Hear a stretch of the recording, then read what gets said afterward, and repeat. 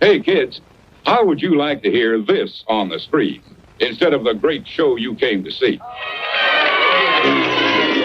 That's what you sound like. Honest. Please cooperate and do your part in keeping this theater quiet so everyone, including you, can enjoy. What a throwback. Oh, man. You know what this song is called, Eric? It's called The World is Shut Down, so we have no options. It's called The Vibes Are Immaculate. No, it's called Jimmy Buffett Shopping for Slacks. Shopping for snacks. The vibes are indeed immaculate. What is up, everybody, and welcome in to the Wednesday Mailbag, a live mailbag edition of the DNVR Nuggets podcast. We could have done a regular podcast, but we said no. No, we were going to go live for our audience and answer their very questions right here on our YouTube channel. And to do that, we brought in the man with the hat backwards, hiding the wind in his hair, Harrison Wind. I feel like this song was the song we played to convince ourselves that the world was not a terrible place and was not ending. Totally. It's a total vibe. It's the world is not ending vibe. That's a good vibe. Yeah, that is a good vibe. And then the man with the beautiful hat shipped all the way from down under. It's D-Line. I feel the pain of everybody, all of our Australian brethren that talk about ordering shirts from us. I paid quite a bit of money to have this shirt. This hat shipped to me. Your hat has been the talk of Nuggets Twitter today. Oh, the talk is that right? Twitter. Yeah. I've had multiple people. This is no joke. I've had multiple people copy your tweet and send it to me and ask where they can get that hat. Why wouldn't they just ask me? They don't want to talk to me. I'm asking you now, right on the show. No, I got it from Culture Kings, which it turns out is a retailer in Australia. But really, I got it from the Gram. You got it from the Gram? The Gram. Yeah. It turns out I order things from the Gram, and they either come from China or Australia, but never the U.S. Yeah, when you order stuff from the Gram, it's like a 50% chance it's going to get to you. Lower than that. There was this pair of the Gram is funny because if you do ever even click on those links, that's all you're getting is closed ads from there on out, more so than you'll updates. And I saw one that was a pair of shorts that I was like, oh man, those look cool, like athletic shorts. And I went on to read some reviews and they're like, they are tiny. Yeah. They're like, you got to order 7 sizes larger than what you think. Oh, I got a jacket from China once and it was like a kid's medium. So I always thought that was funny. Did Adam get a haircut? No. Well, I got it a couple days ago. So yes, but it's a couple days old. This is the first time hearing of it. We got people in the chat. Some optimism here. I see Evan McKee says the world is not ending yet. I'm very optimistic. That intro plus that song really takes me to a dark place. It makes me want to spend a whole day eating jelly beans and just doing nothing else. The one thing I do miss though from quarantine, Eric, is your video updates. Yes, you descended into madness. Those were very good. yeah. It's too bad I never rebounded. Yeah, you never did. I just the descent. You peaked at that very moment.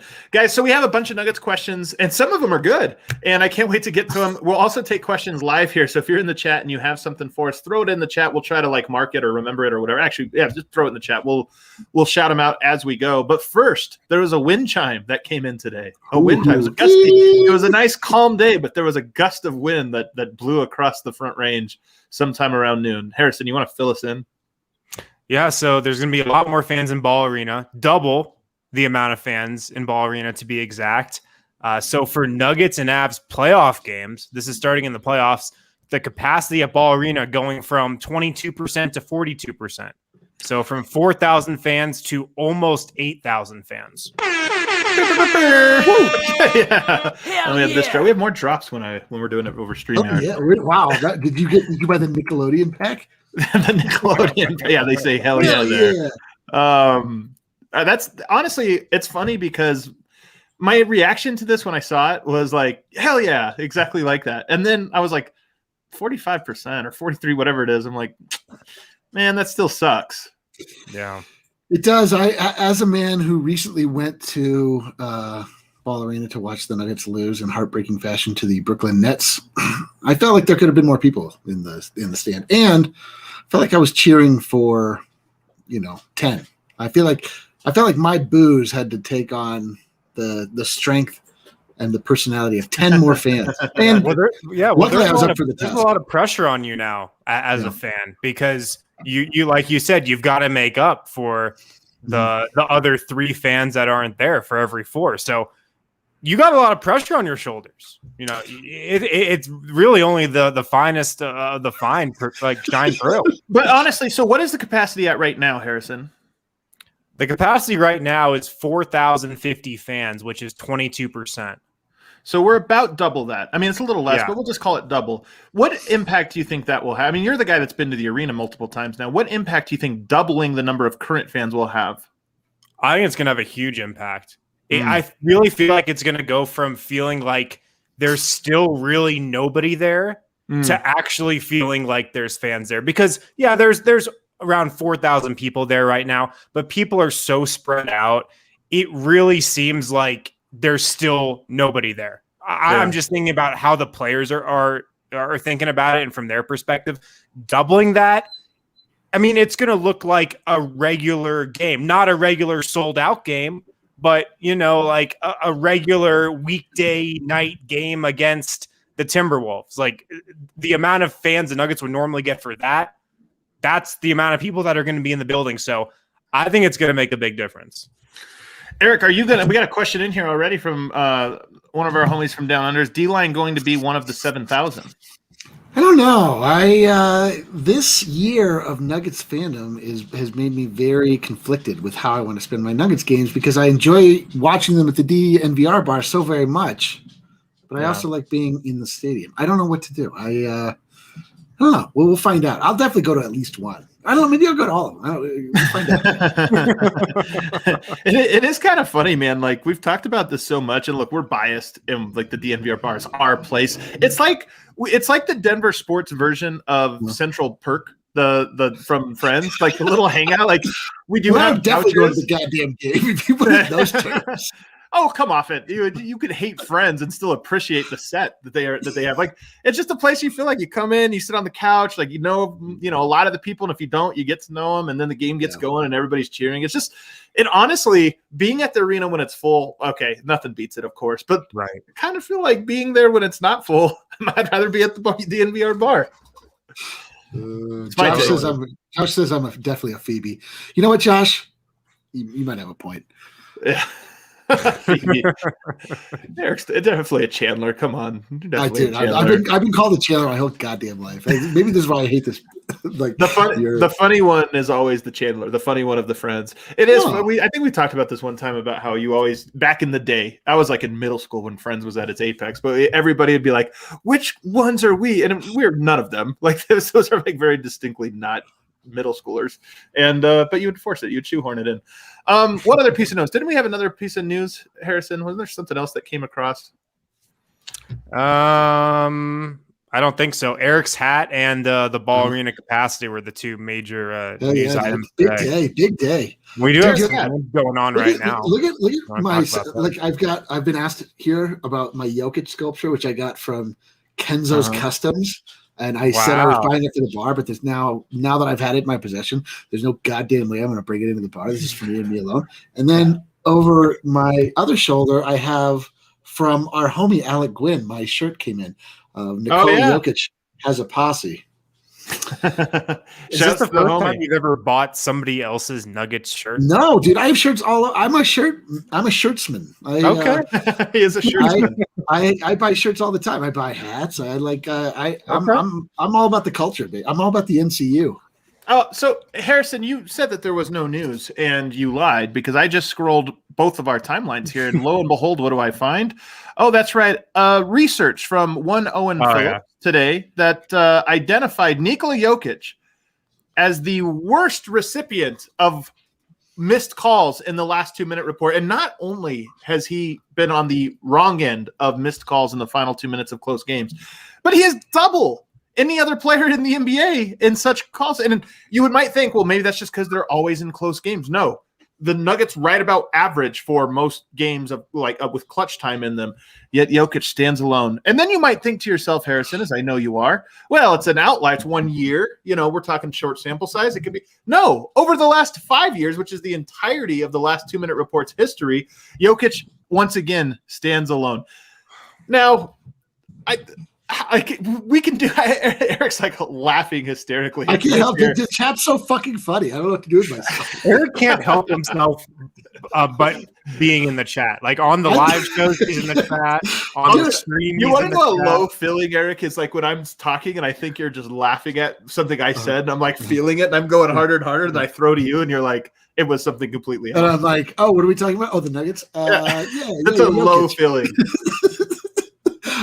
So I'll go to Harrison on this one. Harrison, scale of what? Like how many peppers did this make you? Do we have our peppers thing here? Yeah, we do. We have it. How many peppers were you of anger when you saw this? I was in Fuego. I was absolutely in Fuego. Dude, this grinded my gears so badly. Like I was so pissed when this came out. You probably saw it in my tweets, but yeah, it's just like everything that we've been saying this entire season. And people are like, oh, don't get on the refs. Like, we don't want to be those guys who get on the refs. And we don't. But we've been saying it the whole season. And here's the data to back it up. And if this is what the last 2 minute report looks like, I don't even want to know what the full 48-minute report looks like. Because such a great comment. Like?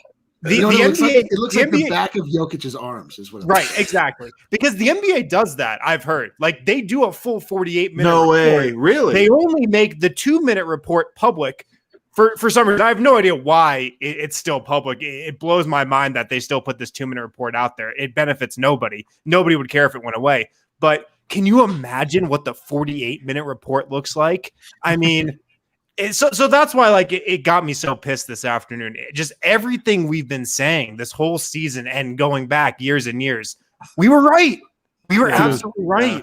The full 48-minute report is, have you seen that video of the guy in court singing to the judge, I'm sorry?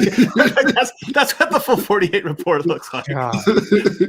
I love our righteous indignation. I love that we are like so outraged and then we're right. We're right. I know. Well, did you mention like it's not just that he gets fouled, it's that he also gets called for fouls that he doesn't commit. It's every time. It is as skewed on both sides. Like he just absolutely gets screwed by the refs in every possible way. It's amazing. It's funny too to think about though, because I do kind of laugh at the report because you do have that righteous indignation, right? Where you're just kind of like, oh, I told you guys. Like, yeah, it almost feels good, this report coming out. Like, we are so screwed all the time. And well, why? It doesn't make it. The last 2 minute report really is just gives the NBA created is they're like, this will give things to talk about. It has nothing to do with transparency. It's just like, hey, this will be conversation. Still a thing. Literally, nobody would care if it just vanished one day. If they just took it off the site, they never put it out again. Nobody would care. I have no idea why it's still a thing. Well, it's because you're gonna like if you're us, you're just gonna walk around the next day like, yeah, that's right. I knew it. I knew it. And it would suck if the report came out and it's like Jokic gets the most favorable calls and all of the NBA would be like, damn it. Dude, if I was the NBA, no, we'd say, oh, he's the MVP. He should be getting favorable calls. That's what we'd say. Flip it. Immediately flip it. I love it. That's so true. All right. We're going to start taking some questions here. And I just got one that I thought was pretty cool to kind of start off that was in the chat. I'll try to find it and pull it up on the screen here after I read it off. But it was in the chat just now and it says, did you guys feel better for Jamal Murray, or did you feel better about Murray signing the max when he did? Or will you, projecting forward, feel better if the Nuggets sign Michael Porter to a max? Like if you just kind of think about both things happening, what makes you feel better? I'll start with Eric on this one. Let's see. Well, it's difficult to, so Jamal Murray's max didn't kick in until just this year, which was a nice talking point when he was like not playing well before, when he'd be like, well, it hasn't kicked in yet. He's not a max player yet all through this season. This year, don't call me out like that. everybody used that. I used that. So we actually got the bubble for free, basically. So we were way ahead. Michael Porter, I mean, I just want them to lock him up right now, immediately. Like, I need them to make sure that he is going to be in Denver as long as possible. So yeah, I don't know. I mean, it's the same timeline, right? Like, this is as long as Jamal Murray had been in the league before he got his max contract. I believe so. Yeah, after the third season. It's just weird because it's only his second playing, Right. and because the world has been so weird. Like, what is a year? What is a week? What is a season? Who are any of us? Who are we? Okay, what about you, Harrison? How are you going to feel more confident in a Michael Porter extension this summer than you did when Murray signed his? Man, it's so tough because I feel like both guys are just absolute surefire max guys. I really feel like there's no second guessing it. It's just an automatic max for both of them. I would say I'd be a tiny bit more concerned about the Porter one, even though I think the Nuggets should absolutely max him. They probably will. It'd be the right decision 10 times out of 10. But there's still the injury thing. And he's been really healthy these last couple of years, way healthier than I think anybody expected. But that still looms in the back of your head a little bit. So I feel great about both maxes. I'd say the Porter one, slight more concern. I know, which is funny because Jamal is literally injured. Yeah. Well. For me, I will feel probably better about the Michael Porter max than I will of the Jamal Murray one. And, when the Jamal Murray max happened, I was like, why? It's early. There was no risk, like all of these different things. And lo and behold, Tim Conley was right again. It's so often I think I'm right and he was right. But, obviously Jamal Murray went on to have just an incredible bubble run and elevate his game. And then I think all of us now are like, of course he's a max player. But at the time I wasn't so sure. To me, I have no question that Michael Porter Jr. is a max player. Michael Porter Jr. is so raw as a finished product. He is, what did he say the other day? He has 3 more levels or 4 more levels, 2 or 3 more levels. Underselling it. He's wrong. He's got 8 more levels to his game. He doesn't realize. How can someone so smooth be so raw? It's so true. It's the weirdest thing. And I look at it and I go, the version of him right now, in my opinion, is a max player. And the version of him that if you sign him to a max, you basically have 6 years of a 5-year max, plus you have one, this one last year of his rookie deal. Like, it's just so much time you have with him. And I'm like, imagine Michael Porter in 5 years, assuming he's fully healthy. It's really just an injury risk. And look, I'm no doctor, but we did have a doctor on our show not too long ago. And he really made it sound like the risk for Michael Porter is a lot more about future end of career risks. And the risk now for his back is really more like most people. It's just, if he takes a bad foul, he could fall, he could hurt it. So to me, I just look at it and I go, there's arguments to be made, though I am not going to make them now, and I don't really want to get into it now, that there are arguments to me that Michael Porter's average performance right now is better than Jamal Murray's average performance. Murray, of course, his peaks are insane, but you can make that argument now. Going forward, I think it's no question. How explain? I'm a dullard, as you know. I do. Yeah. Are you able to house 3 max players on one NBA team without going into the tax, or is that essentially already put you into the tax? Well, the only thing I can tell you is that it's hard to get 3 players on a max, but Jokic is technically not on a max because he has bonuses built in. I know this because our buddy, the friend of the show, Keith Smith, talked about this today on Twitter, and I saw it come up. And so there's certain ways you have to finagle things. So I think Denver will have the opportunity to do it. The thing that's going to be difficult for Denver going forward, and over the summer, we'll get more into the weeds on Denver's sort of salary cap structure. We have our friend Bronco Squatch, who's always a good resource for those. But the thing is Denver is going to spend an enormous amount of money on 3 players, and they probably are going to be one of those teams that has to find 12, 13 roster spots. But you know what? Don't you feel good about that? I mean, if you project Jamal Murray 2 years from now, Jokic 2 years from now, Michael Porter 2 years from now, okay, just get role players on there. Totally. You know who you're going to have to find? You're going to have to find the next Torrey Craig. You're going to have to pluck a guy out of Australia. You're going to have to pluck another Baku out of Europe. That is Tim Conley. I mean, Tim Conley has a lot of specialties. That's his specialty. Relationships, finding guys like this. But this is really his bread and butter, I feel like.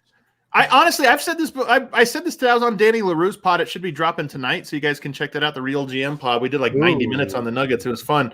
But that was one of the points I made. Is like Tim Conley. He got a little lucky with Jokic. Like he gets credit for finding him, this or that, but even he'd tell you, like, we thought he was good. We didn't think he was the MVP. Even Jamal Murray a little bit with 7 or whatever. But where he really has been consistently great is late lottery picks, end of bench trade guys, like all of that Dozier. stuff.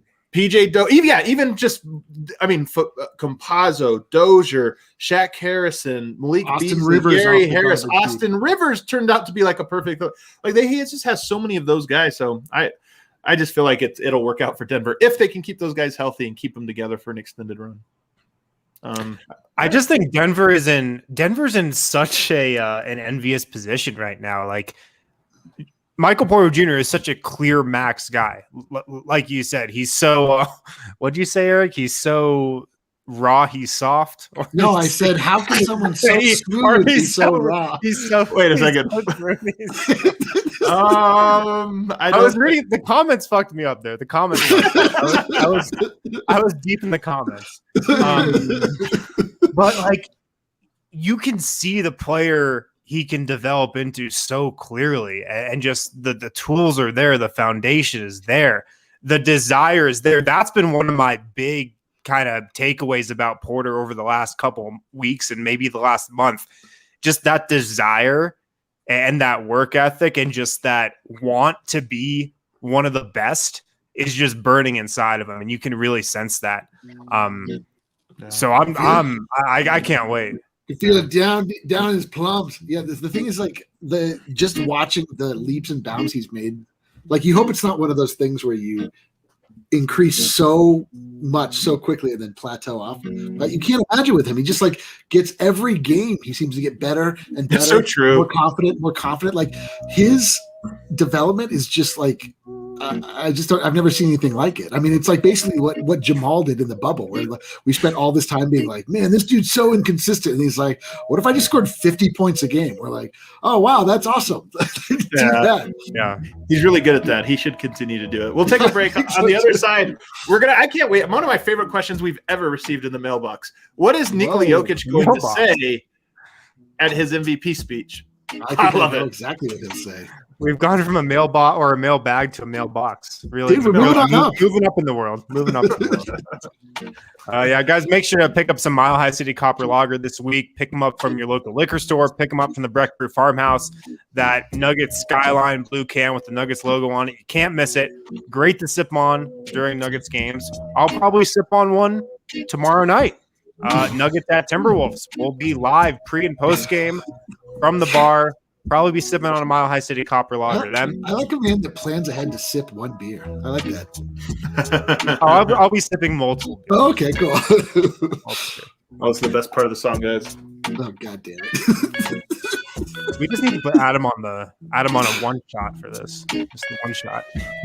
Also, breaking news into the show: the Manscaped Lawnmower 4.0. Oh wow! Lawnmower 4.0. I've got mine right here. Look at this. Oh wow, you do have it right. Wow, I didn't realize you were doing that right here. That's inappropriate.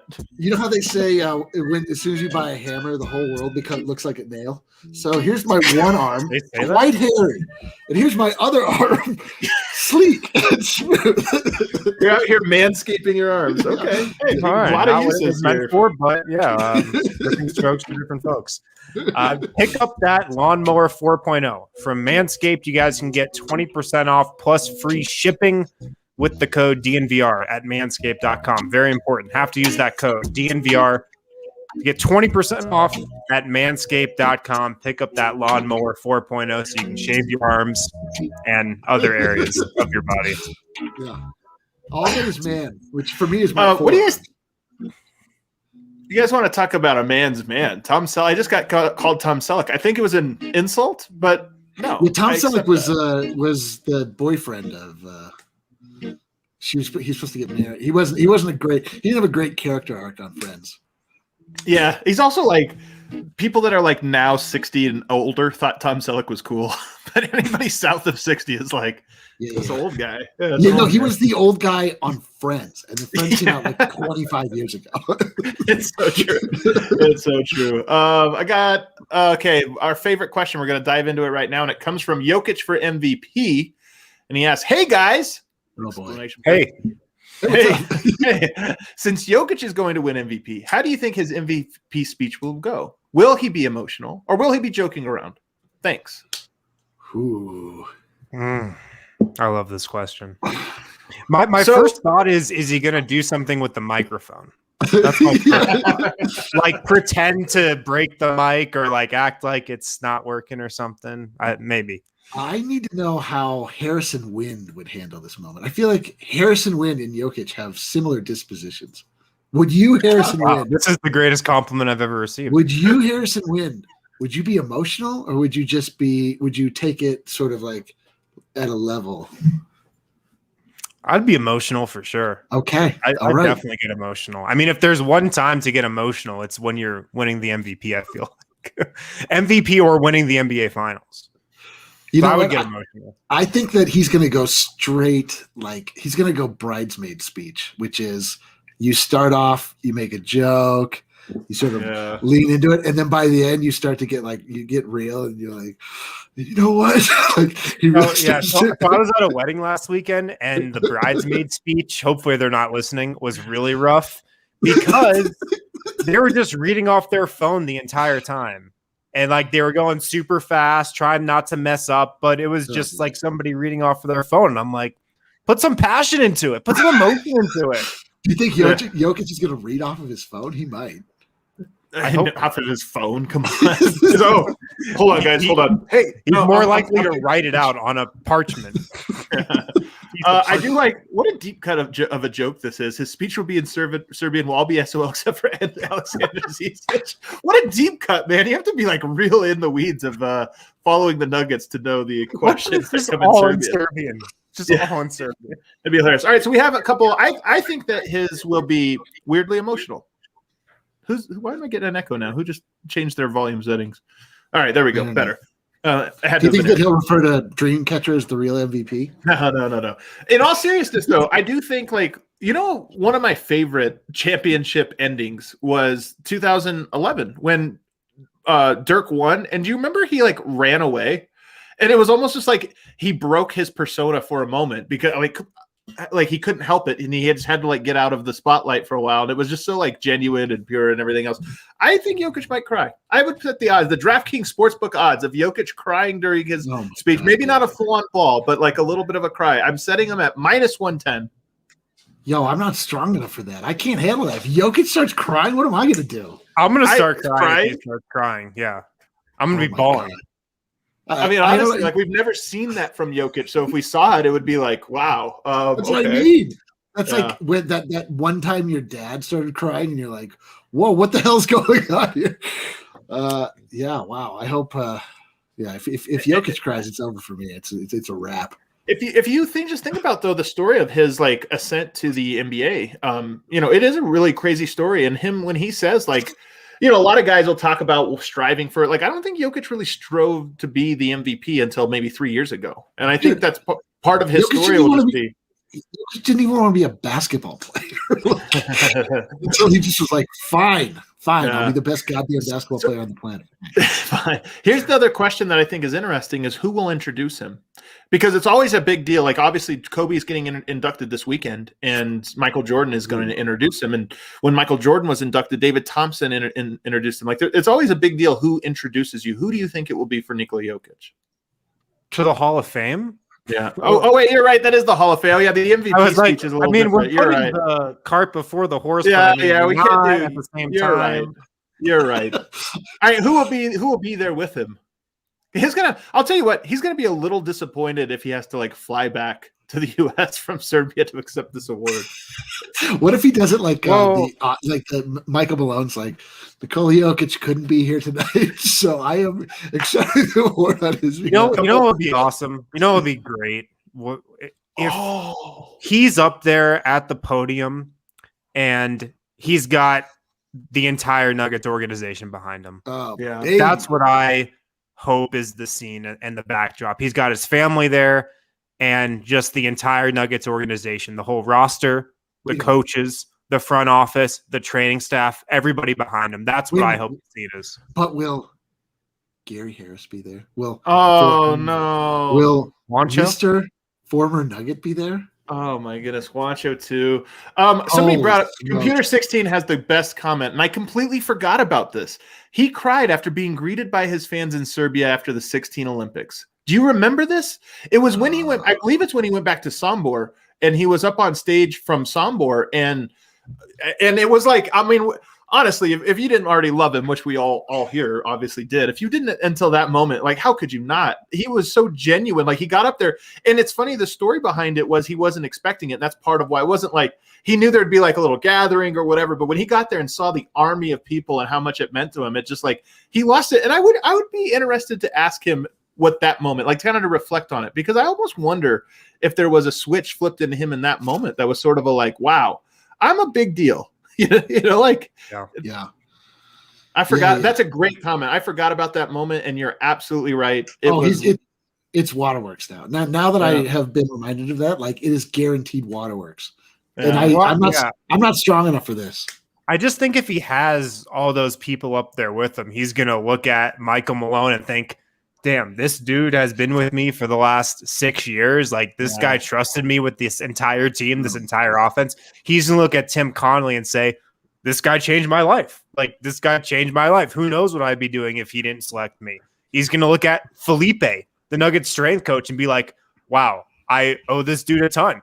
This guy might be more responsible than anybody other than me for this MVP season. So I think if he looks at everybody and has that backdrop, the tears could be flowing. What do you think all right, I'm setting the line of him dressing up nicely for it at minus 150. Yes. So I think he will, but it's not a lot. Hold on a second. You say, hold on. You said yes, but allow me to just remind you of one of the funniest photos in history. The MVP Tim Duncan. What if Jokic wore this exact same getup? Dude, to honor Tim Duncan. Look at those sandals. He didn't even have shoes on. Dude, when people like jokingly say jorts, like, that's what they're talking about. That's what those are jorts. Just that bright red stop sign red shirt, man. Holy smokes, that is incredible. I mean, there is a chance. Like, Jokic has become a little bit more dressed, buttoned up. Like, we haven't seen the crazy facial hair and the sweatpants. Like, he's started to dress a little bit nicer. So I think he'll dress nice. But I wouldn't put it past him if it was. Go ahead. Probably just wear the suit from his wedding, right? Like, he's got the one suit now. I love it. Is there any other angles of this that we can kind of anticipate here? Like, who he'll shout out? Malone, well, a lot. I think a big question is, like, if it's over Zoom or if it's in person. Like, I think it'll be in person. I would really hope so. Yeah. And then I think they also do an MVP ceremony, like, on the home opener, so the following season, which will be like, what a night. If I could buy tickets to that now, I guess I don't need them. I get to go. But I think about that night for probably the first time that we 100% capacity, return of the season, MVP night for Yoke. Like, oh my God, Pepsi Center will be in. Nuggets are going to win by 50 points that night. Yeah, and do they get to raise their NBA championship banner? Yeah, they might be getting their rings that night too. Same night. It's crazy. Crazy how many things happen all at once. Let's get to some other questions. I don't know if there's any other meat on that bone, although I'll probably think of something. Josh Barnett asked. Go ahead. It is a meaty one. I do feel like we'll revisit this before long. And then, of course, the speech will happen and we'll all be just a puddle. Josh Barnett asked, what does Jokic winning the MVP do for raising the profile of the franchise? Harrison pointed out in the ESPN Future Rankings that they had our market outside the top 10. Can one man turn the Nuggets into as big of a deal as a non-coastal team? As a non-coastal team can be. So it's an interesting question. Does the Nuggets' profile amongst NBA fans elevate if they get an MVP? What do you think, Eric?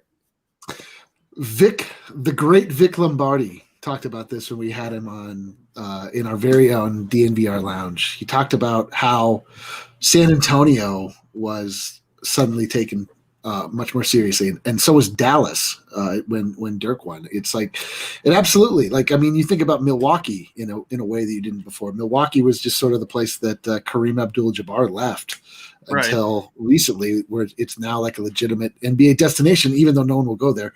But the point being, it's like, once you have actual, legitimate, indisputable NBA royalty that plays for a franchise, then that franchise gets kissed into that upper tier, and then that then echoes for eternity. So absolutely, it's a huge deal. I mean, this is like why all of Nuggets Twitter is just so quick to attack anyone that will attack our idea of laying claim to Nikola Jokic as being the MVP, because like really his winning it is like winning for all of us. Like we all totally, like he's like getting a record deal and putting all of his boys on. And so like, that's us. Like we're all going along for the ride. We need this Jokic. I love that Eric feels like he gets his own track on the Jokic MVP soundtrack. I do. Maybe not a full track, but like I'll be on the posse cut. Like I'll get like a few, like I'll drop a couple bars. All right. What do you think, Harrison? I think Milwaukee's a great comparison.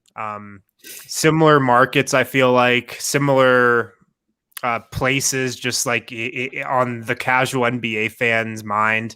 But it's not like Milwaukee was getting free agents or marquee guys to come there after Giannis won the MVP. And I think it's kind of going to be the same in Denver. I think what it will be is like we saw in Milwaukee with them going all in for Drew Holiday, with them just kind of being aggressive around the edges. The Nuggets, I think, will continue to be really aggressive in just building their roster and putting a championship team out there as long as Jokic is in his prime after he wins an MVP.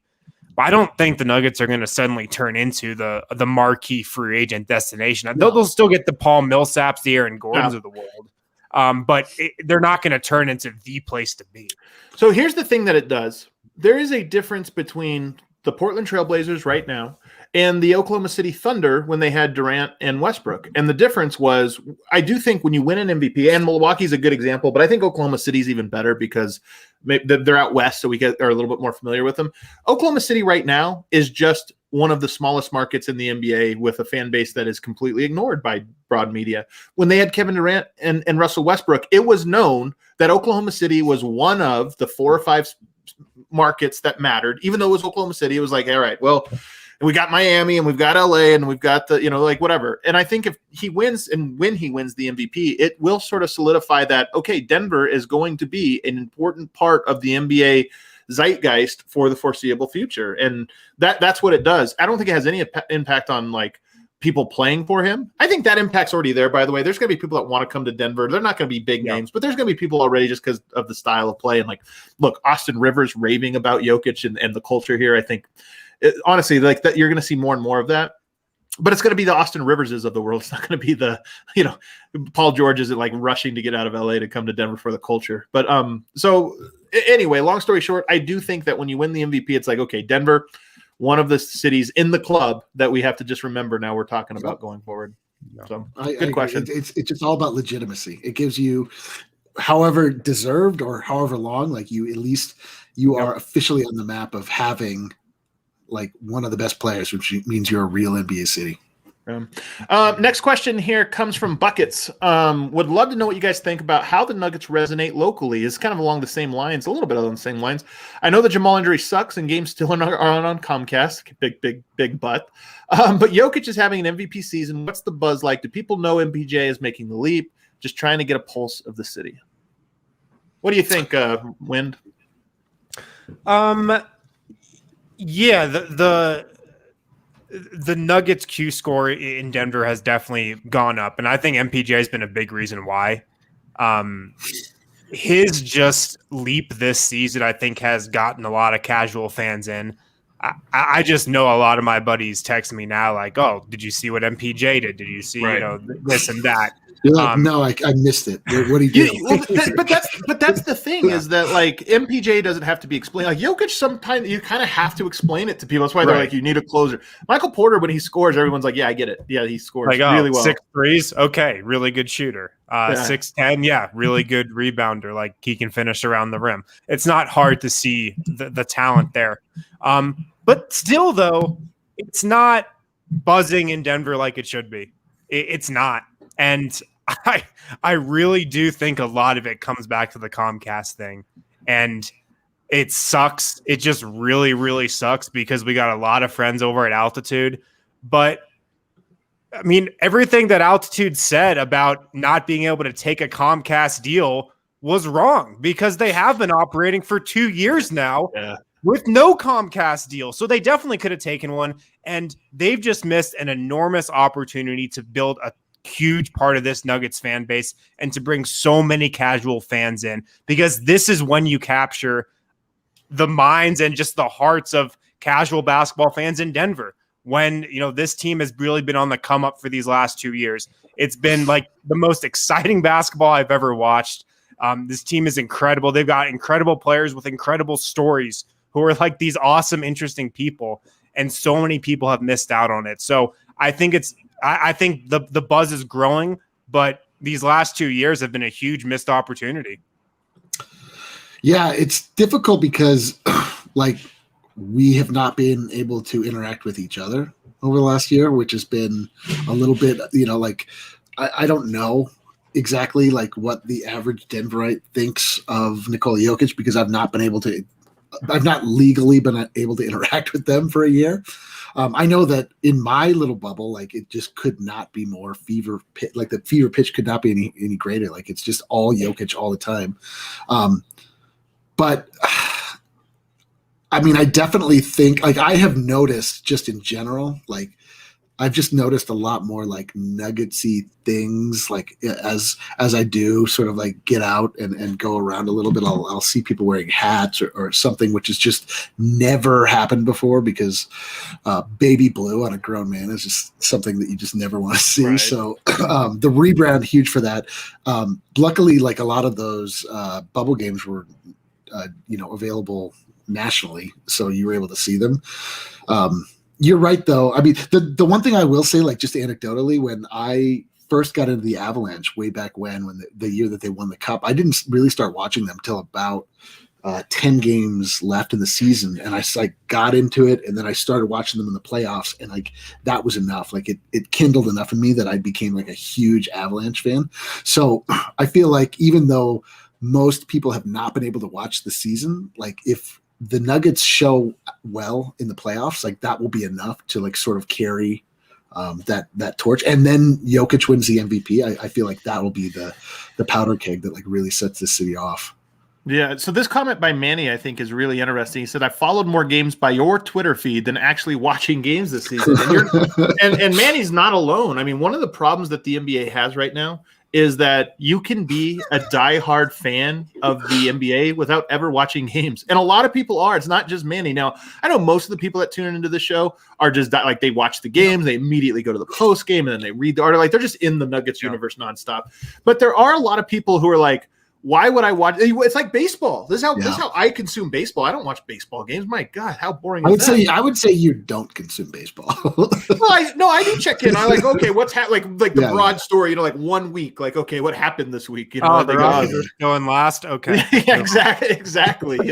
But that's the extent of it. And I think a lot of people follow the NBA maybe closer than that. But it's like I'm not going to watch the game. I'm just going to watch the Dawkins highlight video, and then I'm going to check out Twitter and see what funny things were posted or whatever. And that's just the extent of it. So, but I also think that that's in part a symptom of how hard it is to watch the Nuggets now, especially if you're, because I agree anecdotally, all of my friends are way more into them. I hear more people asking me about them, this or that, but they just lost a real opportunity with the Broncos being bad. Think about how many things came together for the Nuggets to like hit a home run, and they just like keep staring at pitches and like fouling it off the bat. And I guess you are a baseball guy. Listen, you guys hear what I just did there? They're still to play. It's like a 17 pitch here. I guess it's a good thing.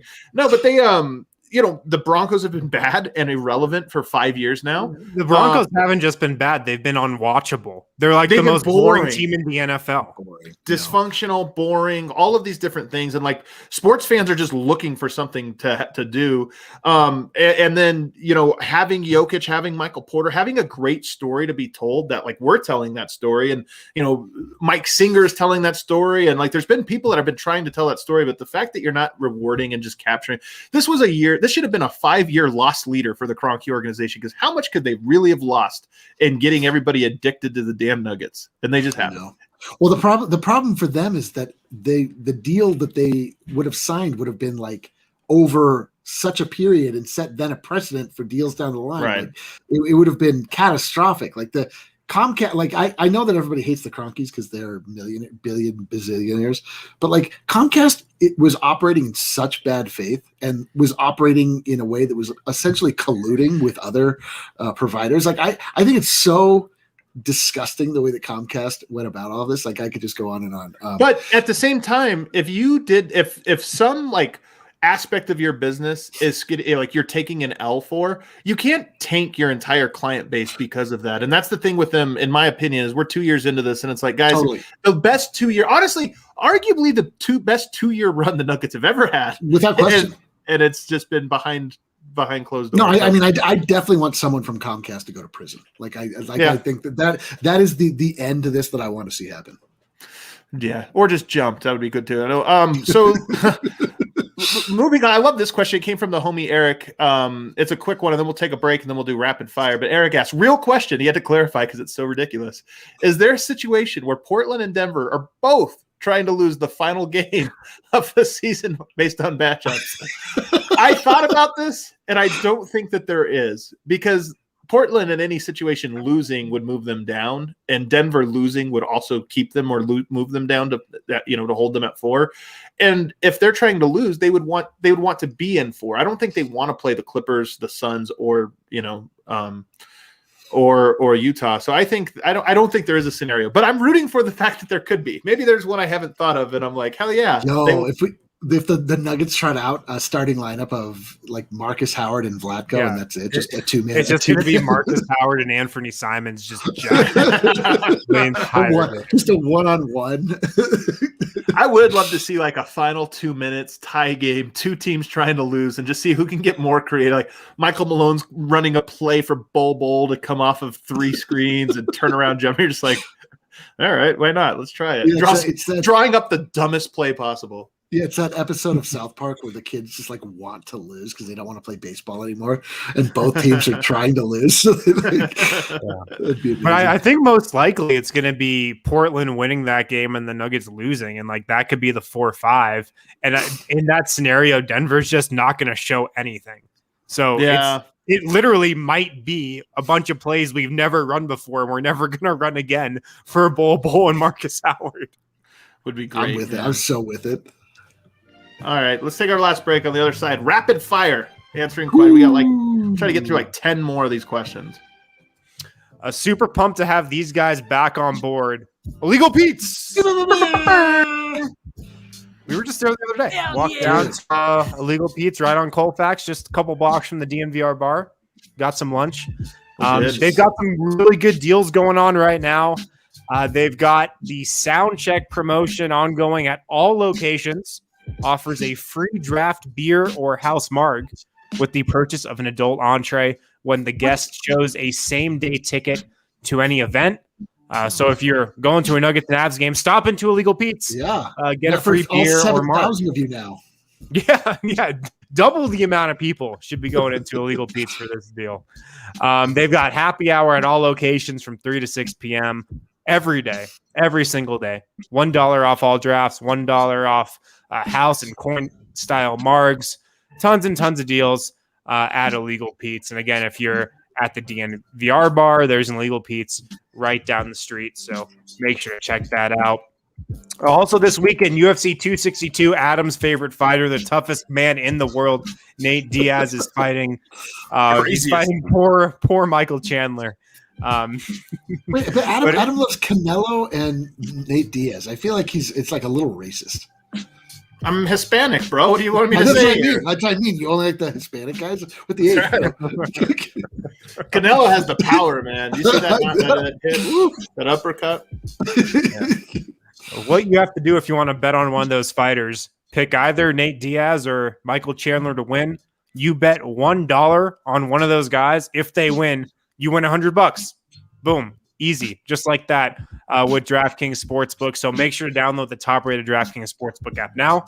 Win got bad info. Nate Diaz got pushed back. We're just learning this. The read needs updated now. How wild. Oh, Nate Diaz is not fighting? Oh, what a drag.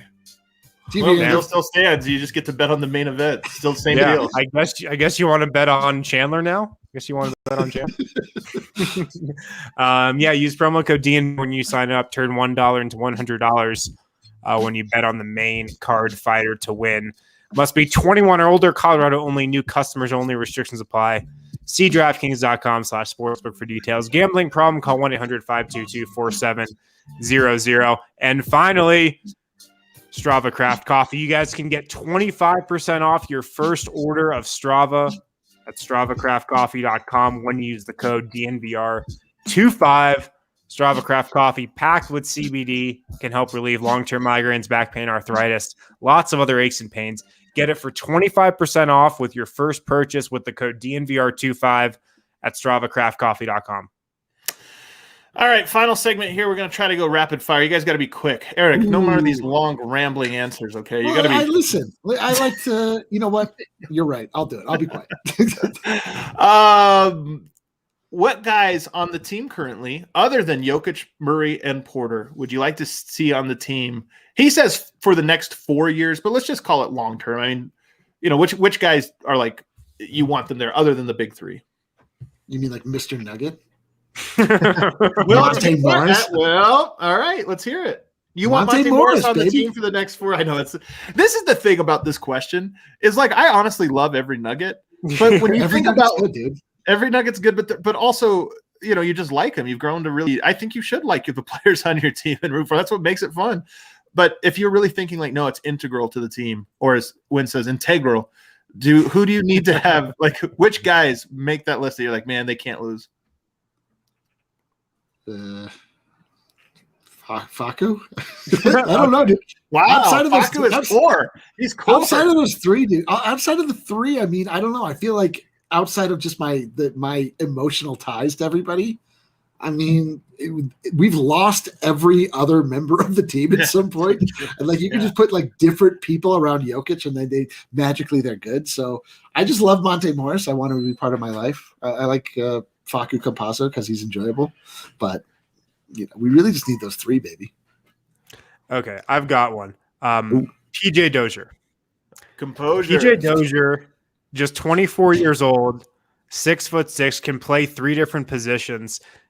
He's going to be the next Will Barton for this team if he sticks around. I feel like Will Barton's time with the Nuggets seems like it's coming to an end. I really hope PJ Dozier is going to get signed to another contract extension after this because I just feel like he's the piece offensively, defensively, who can play with tons of lineups, who already has some nice chemistry with some guys on this roster. We obviously know he's a good dude, Pete Composure. I really feel like he can be a long-term piece around the big 3. I do too. I'm with Eric though. It does feel like you could find another PJ Dozier. Might not be exactly the same skill set, but you're going to find a guy that has flaws, has strengths, and you go from there. So this one is tough. I will say somebody brought this up, and I think it's a great one. Michael Malone. I know that's not quite a roster, but the roster, it would feel so. When the Nuggets win, hopefully it's not for 15 years, but when the Nuggets lose Jokic, it'll just be like, okay, definitively different era. I said 15 years from now, okay? I don't want to talk about this, man. It'll obviously be a different era. But if they lost Murray, it would also feel like a different era. And if they lost Michael Porter, it would definitely feel like a different era. If they lost Michael Malone, I think it would also feel just different. Like it would be like, Malone is a core member of this team now. And I think Tim Conley is as well. If they lost Tim Conley, I too would be like, well, I don't know. The soul of the team is not quite there. Yeah, we already know what it feels like to play post Jamal Murray, and it sucks. It's been the second half of the second half of the season. I will say though, it's funny that you say this, and this is like my immediate reaction. I might grow to not believe this, but I do think my next one might be Facu. And it's tough because I don't know if Facu like 4 years from now, like what he will be, but I do like the idea of just another like European underdog, undersized guy comes and becomes part of like the Patty Mills of the Nuggets, where he's just around like the steady low value, you're not paying a ton of money, but he's the steady backup guy. I'm with it. The JJ Barea, like the guy that like you play and you're like, oh my God, I forgot about JJ Barea. This sucks. Fred VanVleet. We're just naming short backup point guards. It'd be like Muggsy Bogues. No, it's like Muggsy Bogues. So much like that. Even Earl Boykins was here for forever. I love it. Yeah, Facu is European. That's a very good detail, Carlos. Facu is not European. It's so funny how much we always talk about it as like the Europeans, and he's Argentinian. We're such ugly Americans. It's disgusting. It's just right over there, down below. All right, rapid fire. And by the way, Aaron Gordon, like I really like him. It'll be interesting to see what his long-term outlook in Denver looks like.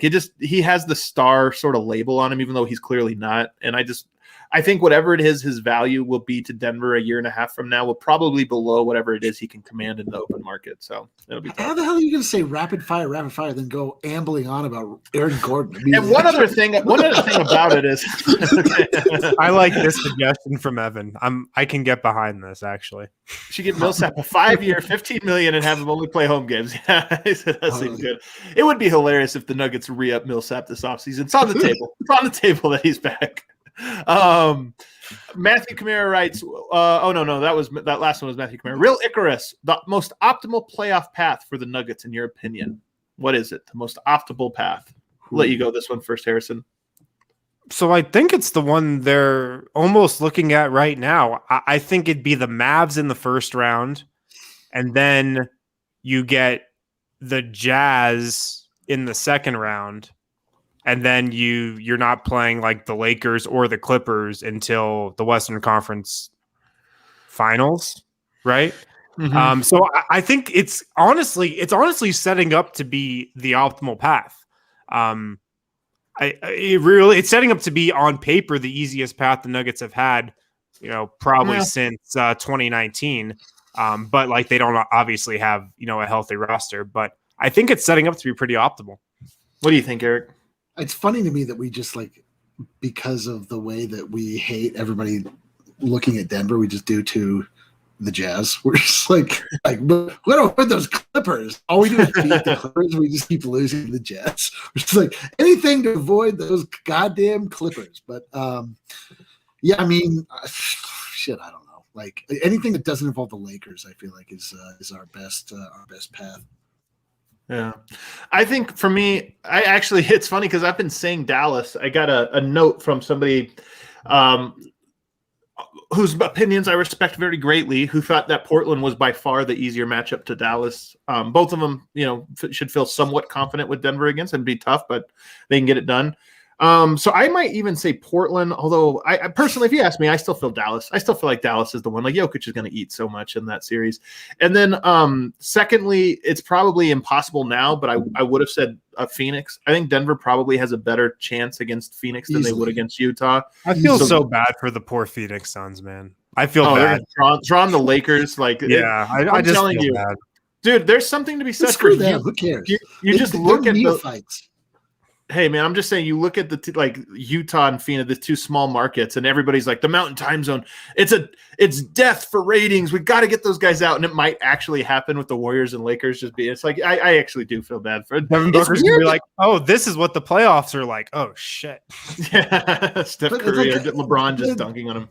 But the Suns didn't even make the playoffs last year. Now suddenly they're the 1 seed. I don't care. I hope they get bounced their first playoff run. I don't feel this way at all. I have a weird. I'm telling you, it's the weirdest feeling. I'm feeling these feelings I have, which are I'm feeling empathy for the Utah Jazz, and I'm trying to make sense of them. I'm like, what is going on here? Why do I feel?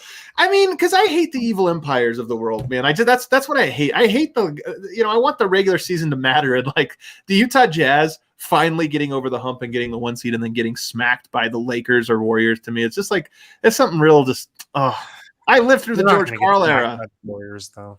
Man, The Jazz are good. Man, Dude. not Do you the remember when we played Warriors. them? yeah. And Well, I'm sure Bojan Donovan Mitchell Bogdanovic- coming back to play his first game in over a month as game 1 of that series will go just fine. I'm sure there's no issues there.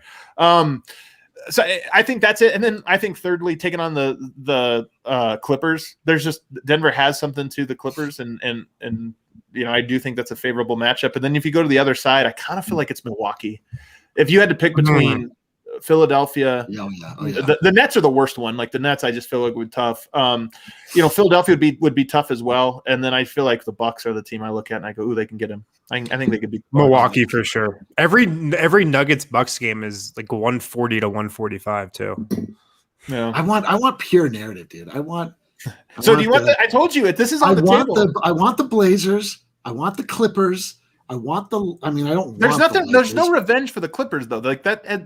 That's their revenge. The revenge tour. Conquered the Clippers. The revenge tour. I'm telling you right Blazers, now. It's the Blazers. Jazz. Nope, not Jazz. They beat the Jazz. There's no Jazz revenge tour. It's Blazers, then Warriors, then Lakers, then Nets. Blazers beat them 2 years ago. Lakers beat them last year. Golden State beat them the time before that, and the Nets beat them the only time Denver's ever been to the finals, the ABA finals. They lost to the Nets, so it'd be the better narrative would be the 76ers. Come on, that's what I mean. Yes, it's not 76ers would be better than the Nets. It's not always revenge. It's just like, what is the better storyline? Like who do we have the most acrimonious relationship with? And the 76ers in the final would be the greatest thing that ever happened if we won, or the worst thing that ever happened if we lost. Last question we'll get to here because we didn't do a very good job of rapid fire time.